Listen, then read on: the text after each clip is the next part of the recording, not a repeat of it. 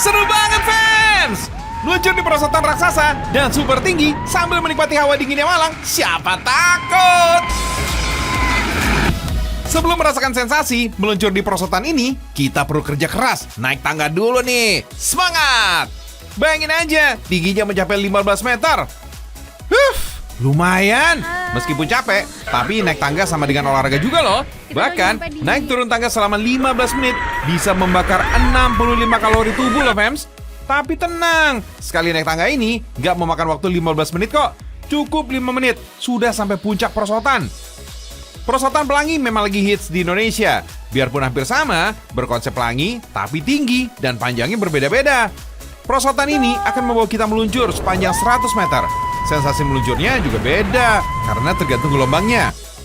Lokasinya berada di Ngadireso, Poncokusumo, Jawa Timur. Tepatnya mengarah ke Taman Nasional Bromo Tengger Semeru. Makanya saat meluncur, kita bisa terpukau dengan pemandangan Gunung Semeru dan Gunung Bromo. Fams, di sini kita nggak cuma bisa ngerasain sensasi meluncur di perosotan, tapi bisa berkeliling sambil naik skuter elektrik. Cukup sewa skuter 15 sampai 25 ribu rupiah. Kita bisa main skuter selama 20 sampai 25 menit. Ada 2 jenis skuter yang bisa kita pilih, fams. Ada skuter duduk dan berdiri. Kalau skuter berdiri, kita perlu menjaga keseimbangan lebih. Sedangkan skuter duduk lebih santai karena dijalankan seperti naik motor matic. Alat transportasi ramah lingkungan kayak gini emang cocok jadi fasilitas hiburan di tempat wisata alam kayak gini, fams. Udaranya segar, jalanannya sepi, dikelilingi pemandangan pepohonan yang bikin cuci mata. Main skuter jadi nggak berasa capeknya. Kecuali saat nanjak, jalannya jadi agak lambat ya.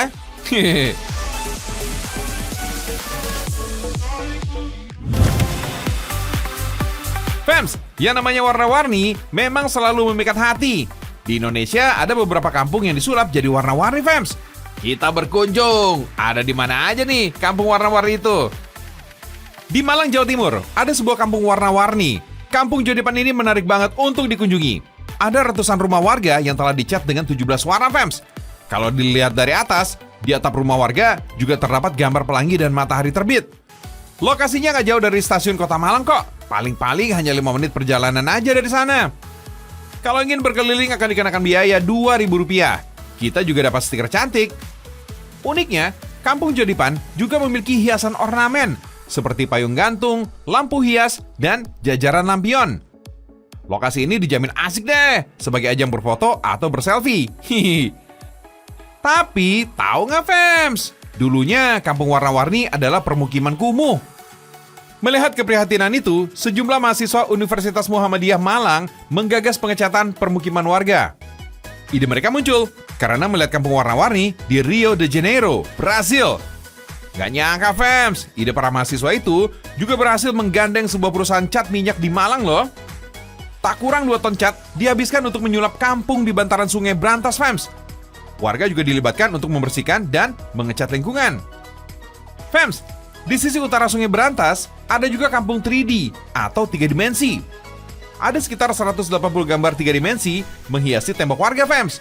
Konsep gambarnya ada anak-anak, budaya, olahraga, remaja, hingga alam. Wow, cantik kan? Pembuatan lukisan 3 dimensi melibatkan seniman di kota Malang, fams. Ide kampung 3D muncul ketika warga bergotong royong mengecat gapura. Melihat potensi kampung Jodipan, warga berinisiatif melanjutkan pengecatan pada tembok rumah mereka. Kampung 3D telah dijadikan lokasi wisata sejak Januari 2017. Setiap hari, Kampung 3D dibuka untuk umum dari pukul 7 pagi sampai 7 malam. Diperkirakan 300 pengunjung datang melihat kampung ini. Bahkan jumlahnya melonjak pada libur akhir pekan. Wow, keren! Gak hanya mempercantik perkampungan aja, fams. Kampung warna-warni juga mampu menaikkan tingkat perekonomian warga sekitar. Kalau berkunjung ke sini, jangan lupa berfoto di setiap sudut gambar 3 dimensi ya, fams. Hasilnya ciamik banget deh.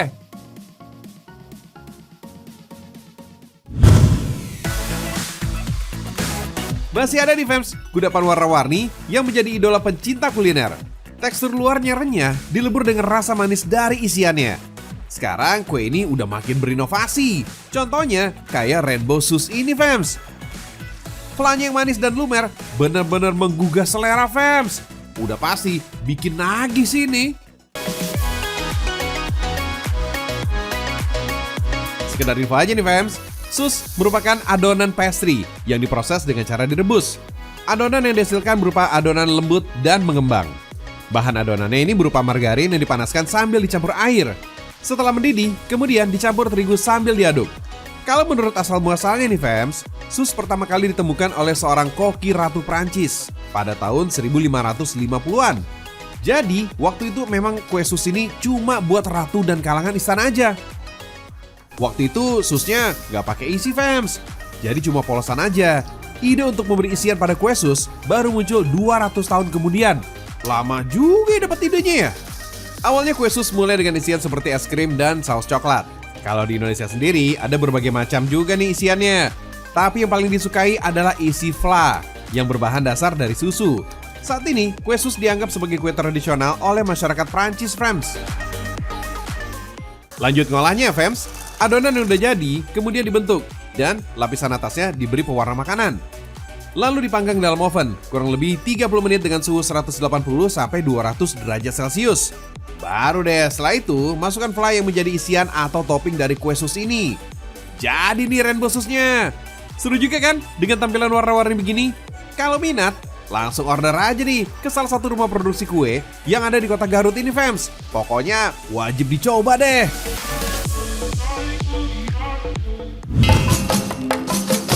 Asik! Pagi-pagi udah disambut tarian yang bikin semangat nih fams. Goyang bang! By the way, ini namanya tarian Warak Dukder. Yang menari ini adalah kelompok remaja yang ada di kampung warna-warni di kota Semarang, Jawa Tengah. Mereka ini rutin berlatih fams 2-3 kali dalam seminggu. Makanya gerakan tarian mereka ini kompak banget tuh fams. Biasanya tarian Warak Dukder ini disajikan setiap hari libur atau jika ada tamu istimewa yang datang berkunjung. Tarian Warak Dukder ini adalah tarian khas Semarang yang merupakan hasil modifikasi dari tari gambang Semarang.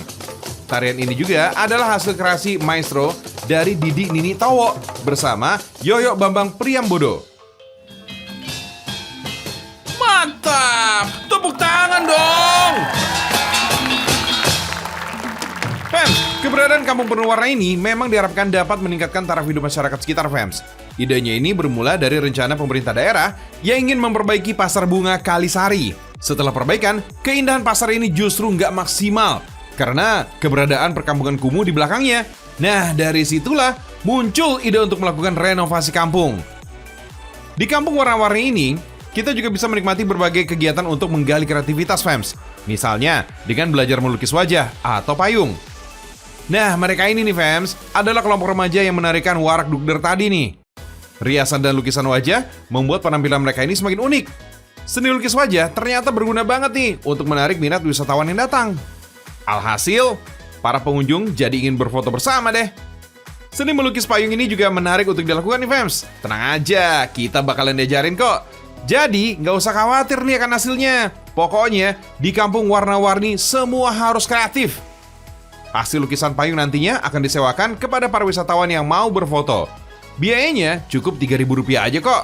Terus kalau mau main-main ke sini, biayanya cuma untuk parkir aja fams. Kira-kira 3.000 sampai 5.000 gitu deh ya. Uang yang terkumpul nantinya dimanfaatkan sebagai dana operasional serta pengembangan kampung ini ke depannya.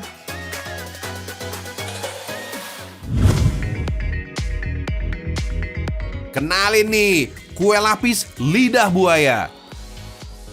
Fams, lidah buaya ini mengandung vitamin A, B1, B2, B3, B12, C, dan E. Hingga asam amino yang bagus buat tubuh. Oh iya, sebenarnya ada 350 jenis lidah buaya di dunia. Tapi cuma ada 2 jenis lidah buaya nih yang bisa dikonsumsi, yaitu jenis sinensis dan barbadensis. Yang lebih sering dikonsumsi sih berjenis sinensis. Dagingnya lebih tebal dan memiliki serat yang lebih sedikit dibandingkan jenis barbadensis. Oh iya, aloe vera atau lidah buaya ini masuk ke Indonesia sejak abad 17. Awalnya, lidah buaya ini hanya digunakan sebagai tanaman hias dan obat. Rasanya emang agak pahit, tapi lidah buaya mulai dikembangkan menjadi berbagai olahan sejak tahun 1990. Untuk menghilangkan rasa pahit, lidah buaya ini cukup dicuci dengan air garam. Dengan cara ini juga bisa nih menambah rasa dan menghilangkan lendirnya. Adonan kue lapis ini sederhana kok, Fems. Ada santan, tepung beras, dan tepung kanji. Bukan kue lapis namanya, kalau nggak warna-warni. Tinggal tuang ke dalam loyang aja deh. Lalu panggang selama 20 menit, Fems. Eits, masih belum selesai. Bikin lapis legit ini harus ekstra sabar, Fems. Adonan yang udah setengah matang harus ditambahkan adonan warna lainnya. Lakukan secara berulang ya, untuk mendapatkan warna-warni yang diinginkan. Selain aman dikonsumsi, lidah buaya ini juga bagus untuk kecantikan. Soalnya lidah buaya ini mengandung flavonoid untuk peremajaan kulit, serta saponin sebagai antibakteri dan anti jamur. Makanya lidah buaya juga cocok nih untuk menyembuhkan luka.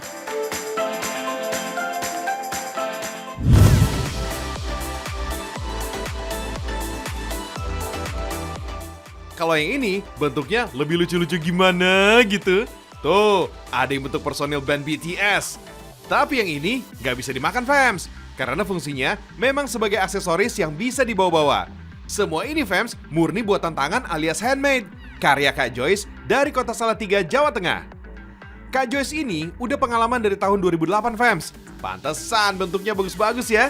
Kalau biasanya kerajinan seperti ini dibuat dari clay, Kak Joyce lebih suka menggunakan bahan tepung jagung, karena tepung jagung bisa menghasilkan kualitas material yang lebih baik.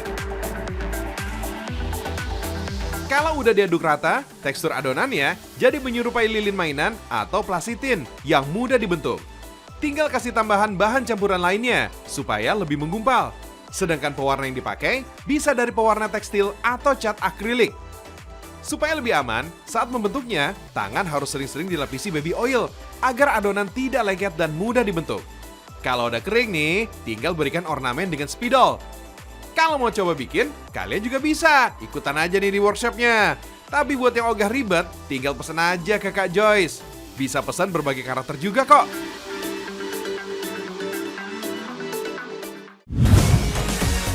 Fems, tahu cabai kan? Iya, cabai yang bisa bikin keringetan, lidah kebakar, atau bibir doer. Tapi orang-orang tetap banyak yang doyan ya. Ngomong-ngomongin cabai, udah tahu belum ada cabai pelangi? Cabai ini nggak sembarangan. Satu pohon warnanya bisa beragam. Meiji Kuhibiniu pokoknya. Alias merah, jingga, kuning, hijau, biru, ungu. Kenalin nih, Profesor Syukur.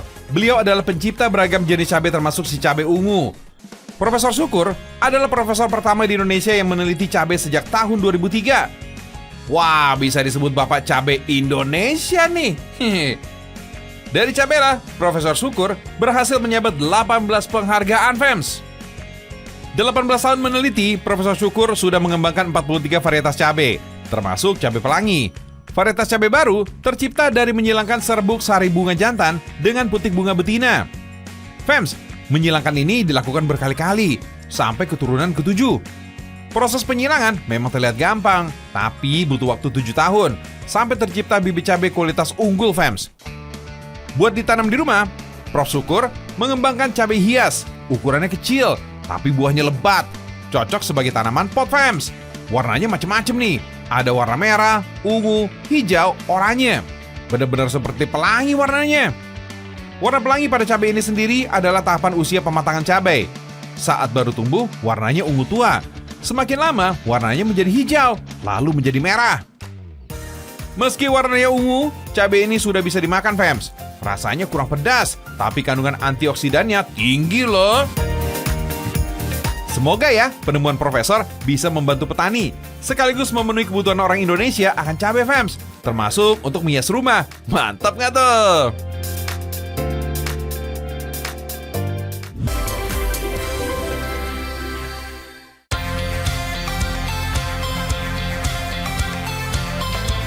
Fems, langit Purwokerto, Kabupaten Banyumas dipenuhi oleh balon-balon udara.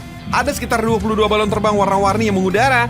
Festival Balon Udara digelar di lapangan Universitas Muhammadiyah Purwokerto atau UMP ini. Tentu aja menarik perhatian ribuan warga, Fems. Mereka sengaja datang untuk melihat balon udara ini. Maklumlah, Festival Balon Udara baru pertama kali digelar di Purwokerto. Jadi gak heran kalau yang datang membludak ya. Bahkan hampir sebagian besar mereka mengabadikan dengan kamera ponselnya. Sebagian besar peserta festival ini berasal dari Wonosobo, Mereka membuat balon raksasa ini secara mandiri. Rata-rata untuk membuat balon dengan ukuran diameter 5 meter membutuhkan waktu selama 3 minggu, fams.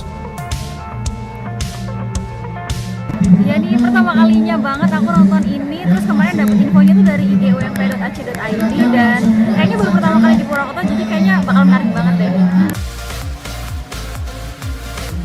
Selain untuk menyambut milad ke-58 UMP, Festival Balon Udara juga sebagai ajang wisata bagi warga di Purwokerto. Dan terbukti hampir 10.000 mereka yang memperebutkan tiket pada saat war tiket. 2 menit yang pada saat itu kita lihat itu habis sampai 500-an. Artinya antusias masyarakat sangat bagus dan insya Allah kampus UMP hari ini dipadati oleh mereka. Apa? Ada war tiketnya? Kirain cuma nonton konser atau pertandingan sepak bola persahabatan antar negara aja yang ada perang tiket. Nonton balon terbang ada juga rupanya. Balon-balon mulai diterbangkan sejak pukul 6 pagi. Balon raksasa tersebut wajib ditambatkan dan menjadi tontonan gratis bagi masyarakat yang datang dan menyaksikan langsung. Kondisi angin yang tenang membuat 22 balon udara ini bisa diterbangkan dengan mudah. Namun, agar tidak mengganggu lalu lintas udara, balon udara harus ditambatkan setinggi 50 meter agar tidak terbang bebas di udara. Rencananya, Festival Balon Udara akan digelar setiap tahunnya di UMP. Tentu aja fans, kegiatan ini juga wadah para seniman balon udara dalam memamerkan karya mereka. Wah, seru juga ya kalau ada komunitas seperti ini. Kalau di tempat kalian, gimana fans?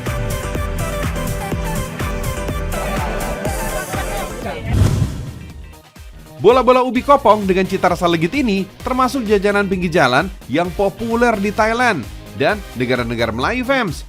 Seperti namanya, kudapan ini terbuat dari ubi jalar yang berwarna kuning. Sebenarnya sih bisa aja nih memakai ubi ungu, tapi agak susah kalau mau diberi warna seperti pelangi. Ubi kemudian direbus hingga teksturnya lembek dan mudah dihaluskan. Oh iya fans, ubi jalar ini menjadi sumber makanan yang kaya kandungan flavonoid, vitamin, mineral, dan serat yang penting untuk kesehatan. Tinggal aduk deh sampai rata.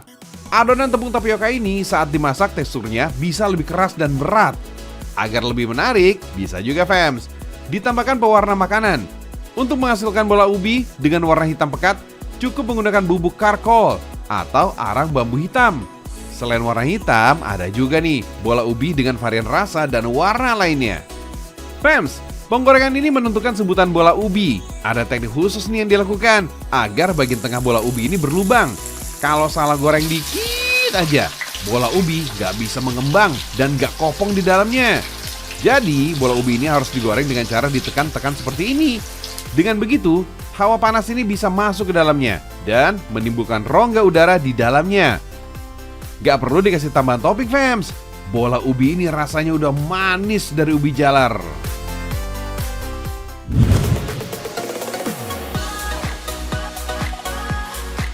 Wuhuu, seger dan seru banget fans. Ini namanya Curug Kedung Benda fans. Kece badai kan? Air terjun ini emang bukan air terjun besar dan gak terlalu tinggi, tapi kita bisa menikmati kesegaran mata air di kolam alami ini. Jadi pengen nyebur aja nih. Airnya jernih berwarna hijau kebiruan. Siapa juga sih yang gak tahan? Apalagi airnya dingin dan seger banget. Nyesel deh kalau gak berenang-renang. Kedalaman air terjun mencapai 2 meter. Di titik terdalam bisa mencapai 3,5 meter fans. Buat yang jago berenang, boleh deh mencicipi sensasi berenang sambil lompat dari ketinggian. Seru! Kalau nggak bisa berenang, cukup main air di pinggir kolam aja, fams. Yang penting kalian nggak nyesel mampir ke sini kalau nggak main basah-basahan. Kalau tantangan melompat cuma bisa dilakukan para profesional. Yang amatiran bisa coba nih meluncur kayak gini. Nggak kalah seru kok. Ini wahana persoalan alami dari alam, fams. Nggak ada tandingannya. Air terjun ini ada di dalam tempat wisata Taman Bambu di daerah Baturaden, Purwokerto, fams. Gak heran ya, fams, kalau tempat wisata ini dinamakan Taman Bambu. Soalnya lokasinya ada di kebun bambu. Meski terlihat mirip, sebenarnya bambu di sini beraneka jenis loh, fams. Di dalam Taman Bambu ada juga wahana untuk memanah, fams. Boleh dicoba deh kemampuan kalian melempar busur panah. Selain itu ada juga rumah miring. Spot rumah tradisional ini dibuat dari bilik bambu dengan atribut yang juga jadul, ala-ala rumah pedesaan gitu, tapi dibuat terbalik, fams. Di sini kita bisa bersuah foto dengan latar belakang yang unik, fams. Kalau mau beda, kita bisa menyewa baju lurik, baju tradisionalnya orang Jawa. Makin komplit dong koleksi galeri foto kalian. Hehehe.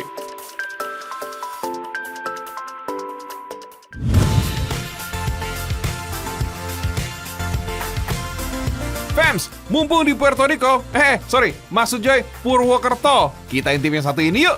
Enak banget nih mie kuahnya. Jangan ketipu ya Fams, ini bukan mie, tapi sahun. Wih, jangan samakan juga dengan mie soun atau bihun ya. Sahun ini olahan tepung tapioka dan tepung beras, khas dari Purwokerto, Jawa Tengah.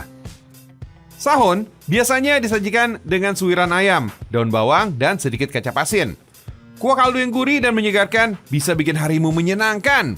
Sepintas, kuliner berkuah bening ini seperti kue tiaw, Fams. Perbedaannya cuma pada tekstur sahon yang lebih kenyal. Fams, mengkonsumsi makanan berkuah bisa bermanfaat untuk memenuhi kebutuhan cairan yang ada di dalam tubuh.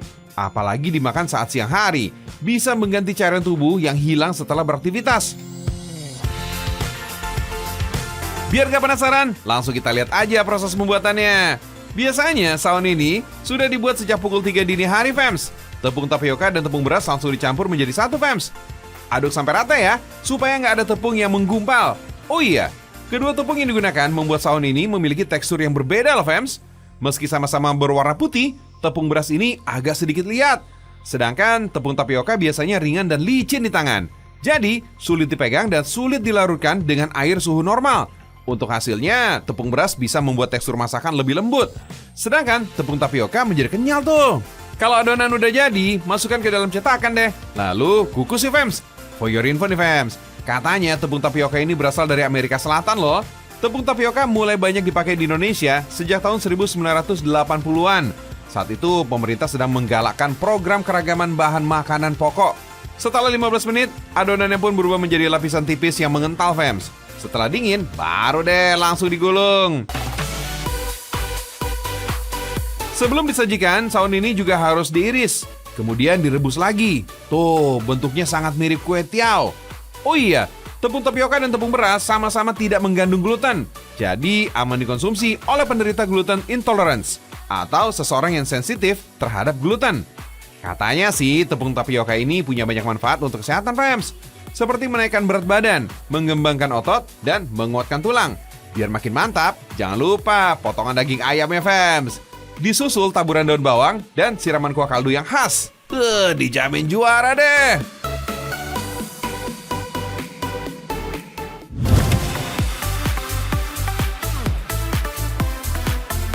Kalau menikmati pisang dan singkong rebus yang direbusnya pakai air biasa, tentu nggak heran ya, Fams. Tapi udah pernah cobain belum?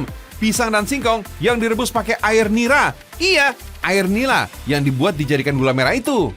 Kudapan tradisional Purwokerto ini namanya cimplung. Rasanya manis gurih gimana gitu, Fams. Otentik banget ya pokoknya. Fams, air nira biasa dijadikan bahan baku untuk membuat gula kelapa atau gula Jawa. Air nira kelapa biasa didapat dari bunga kelapa yang belum mekar. Petani nira kelapa biasanya menampung air nira ke dalam ember di atas pohon kelapa sejak pagi hari. Kemudian ember nira diambil pada sore hari. Pastinya, naik pohon kelapa untuk menaruh dan mengambil nira butuh nyali yang tinggi, Fams. Salah-salah bisa kepleset dan terjatuh. Selain air nira kelapa, bahan utama cimplung adalah singkong. Kalau nggak ada singkong, boleh kok diganti dengan kelapa muda, pisang, talas, atau ubi, Fams. Kali ini sih kita pakai singkong dan pisang, Fams. Sekarang, singkong dan pisang dikupas ya, kemudian potong dengan ukuran sesuai selera. Lalu, air nira yang sudah dipanen direbus dalam wajan berukuran besar. Karena memasaknya butuh waktu sekitar 5 jam.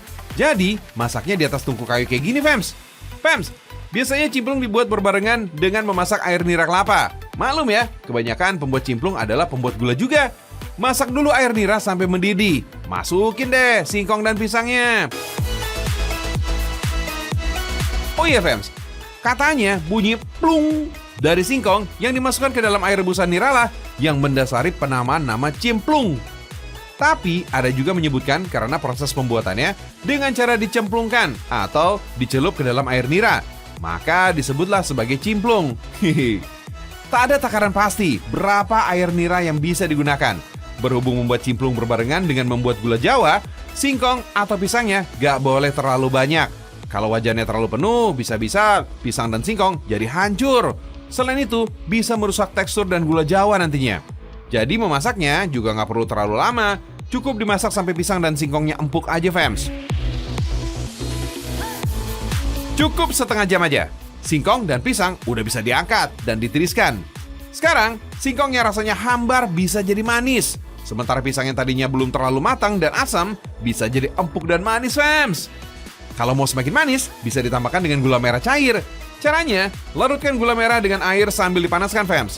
Bisa tambahkan daun pandan biar aromanya wangi ya. Tinggal tuang deh larutan gula ke atas singkong dan pisangnya. Cita rasa cimplung emang enak saat masih panas-panas, fams. Manis dan legit banget.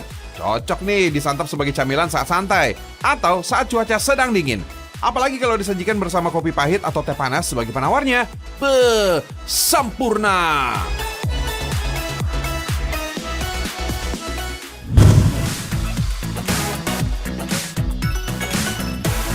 Tanaman yang satu ini, fams, fungsi ekonomisnya lagi mendominasi. Tahu kenapa? Karena sekarang ini dekorasi rumah bertemakan serat alami menjadi tren masa kini yang lagi digandrungi. Terlihat natural tanpa mengurangi unsur keindahannya, fams. Sebagai negeri yang berlimpah akan sumber daya alam, ketersediaan serat alam di Indonesia ini juga tentu berlimpah. Nah, dari sekian banyaknya serat alami, serat dari pohon rami menjadi salah satu yang digemari nih, fams. Katanya nih si fams, serat rami ini menjadi bahan tekstil atau dekorasi serat alami yang paling kuat di muka bumi. Wah, masa sih? Fams, tempat pengolahan batang tanaman rami menjadi serat ada di Dusun Gandok, Kecamatan Kalikajar, Kabupaten Wonosobo, Jawa Tengah. Mulai dimanfaatkan sebagai bahan baku dekorasi rumah sejak tahun 2010. Serat rami di sini telah lebih dulu eksis di tahun 1999 sebagai kombinasi bahan baku tekstil, fams. Serat rami memiliki tingkat elastisitas yang cukup baik. Biasanya sih menjadi campuran bahan kain lainnya seperti katun, rayon, linen, dan polyester. Dibanding dengan kapas, serat rami ini lebih kuat sehingga menempati urutan teratas dalam kasta serat alam nabati, mampu menyerap air lebih tinggi kalau dibanding dengan serat kapas, fams. Serat rami ini orang boleh mengatakan serat alam terkuat di dunia di antara serat-serat yang lain ya, dan sudah diuji secara laboratorium seperti itu. Kemudian di sisi lain dia mempunyai daya serap yang sekitar 7 kali lipatnya kapas. Jadi secara kualitas dia di bawahnya sutra, tapi di atasnya kapas. Yoi, fams, serat rami emang sekeren itu sih. Kualitas seratnya yang kuat emang ngebuat rami ini punya tempat tersendiri dalam dunia militer sebagai bahan baku rompi anti peluru, fams. Oh iya, fams, serat rami juga dapat dimanfaatkan sebagai bahan baku untuk kebutuhan penting lainnya. Mulai dari bahan pembuat mata uang kertas, terpal, kain tenda, campuran wol, handuk, gorden, serta variasi penghias ruangan yang lainnya, fams. Wah, keren ya. Berkat beragam keunggulannya, kebutuhan serat rami di pasar dunia terbilang sangat tinggi. Sayangnya, sebagian besar masyarakat Indonesia ini masih belum sadar akan besarnya potensi serat rami. Pengolahan serat rami dari sini aja pernah mendapat permintaan dari pasar luar negeri sebanyak 40 ton per bulannya. Sedangkan kapasitas di sini hanya mampu memproduksi sekitar 2-2,5 ton serat rami per bulannya. Masih sangat jauh sih dari permintaan, fams, sehingga peluang pasar ini untuk pelaku usaha rami lainnya masih sangat terbuka. Setelah menjadi untayan serat-serat alami, rami dari sini akan lanjut disalurkan ke berbagai lini produksi, mulai dari tekstil hingga home decor, fams. Gak tanggung-tanggung loh, fams, produk jadi dari serat rami ini udah banyak di belahan dunia, mulai dari Asia, Australia, Eropa, dan Amerika. Wah, keren ya. Fams, Kabupaten Wonosobo, Jawa Tengah menjadi salah satu tempat tanaman rami bisa tumbuh dengan subur. Di Jawa Barat, tanaman rami dikenal dengan nama haramai. Kalau di Minangkabau, biasanya juga disebut dengan romin. Sebagian masyarakat Sulawesi menyebutnya dengan nama gambe. Nah, kalau di dunia internasional, rami dikenal juga dengan nama ramie. Tumbuhan ini mirip jenis perdu yang dapat tumbuh di sela atau di antara jenis tanaman lainnya. Batang tanaman rami ini dapat tumbuh tegak seperti tanaman singkong. Biasanya sih antara 2-3 meteran gitu deh tingginya, fams. Batang dan daun tanaman ini berwarna hijau dengan tekstur permukaan memiliki bulu halus sebagai perlindungannya. Helai daunnya berbentuk seperti hati dengan sisi yang meruncing, fams. Biasanya nih, fams, daun hanya akan dimanfaatkan sebagai pakan ternak. sedangkan batang tanamannya menjadi inti yang akan diolah untuk diambil seratnya. Oh iya Fems, rami dapat tumbuh pada ketinggian 0 sampai 2000 meter di atas permukaan laut. Untuk hasil panen terbaik, biasanya dihasilkan tanaman yang tumbuh di antara ketinggian 400 sampai 1000 mdpl, Fems. Sekali tanam, tanaman rami ini bisa hidup sekitar 5 sampai 8 tahun. Pada 4 bulan usia tanam, batang rami ini sudah mulai bisa dipanen setiap 2 bulan sekali, Fems.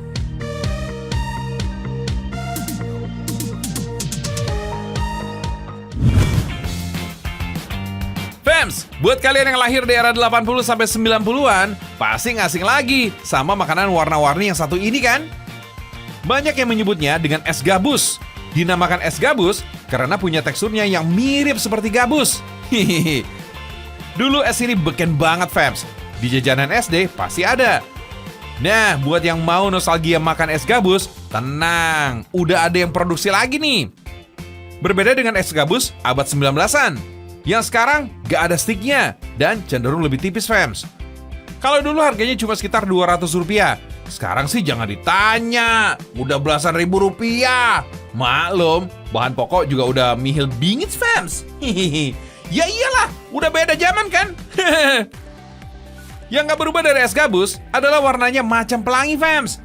Bedanya, es gabus kekinian ini punya banyak varian rasa, termasuk rasa ingin bernostalgia. Hahaha. Fems, siapkan hongkwe dan santan. Tepung hongkwe berasal dari saripati kacang hijau yang teksturnya lebih sedikit kasar dari tepung terigu. Tepung ini akan menghasilkan adonan yang lentur dan kenyal, Fems.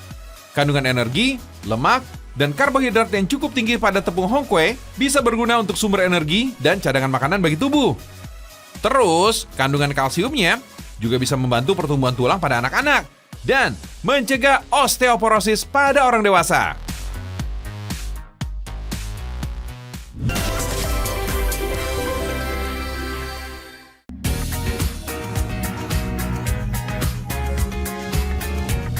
Fems, semoga hari kita selalu warna-warni kayak pelangi ya. Kalau gitu, Ragam Indonesia pamit dulu. Kita jumpa lagi besok. Jangan lupa, jam 5:15 pagi hanya di Trans 7. Sampai jumpa.